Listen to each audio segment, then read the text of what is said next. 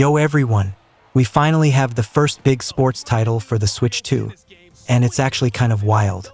After 8 years since Aces, Camelot finally dropped Mario Tennis Fever, and it's leaning way harder into the Mario than the tennis this time.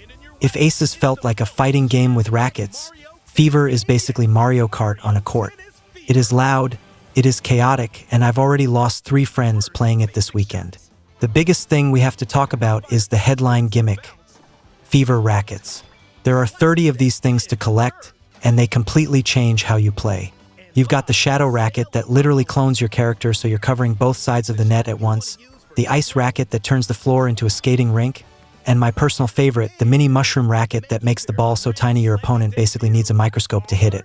You manage all of this through the Fever Gauge. You build it up during rallies, and once it's full, you unleash a Fever shot. But here's the twist: if your opponent manages to volley it back before it bounces, the effect actually backfires on you. It adds this high-stakes layer of should I use it now or wait? That makes every match feel like a standoff. Now, does it actually look next-gen? Honestly, yeah. Playing this in 4K on the new hardware makes a massive difference.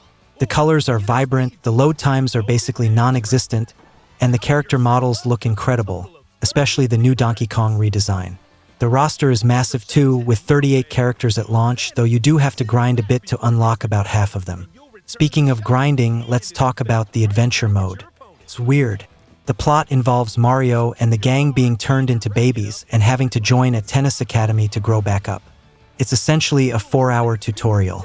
It's fun, and the boss fights against giant piranha plants are cool, but don't expect a deep RPG experience here. The real meat of the game is in the Wonder Courts, which are inspired by Super Mario Bros. Wonder.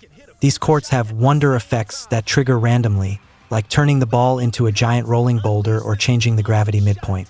So, the big question, is it worth the $70? If you have people to play with on the couch or you're big into online competitive play, absolutely. This is the most complete Mario sports game we've had at launch in a long time. It's polished, it's fast, and it's fun. But if you're a solo player just looking for a deep campaign, you might want to wait for a sale. Overall, Mario Tennis Fever is exactly what it says on the box: pure, high-energy Fever Dream Tennis. It's messy, it's loud, and it's probably the most fun I've had with a racket since the Wii days. If you liked this video, make sure to like and subscribe. Also, if you want to see more videos, check out my channel. See you next time.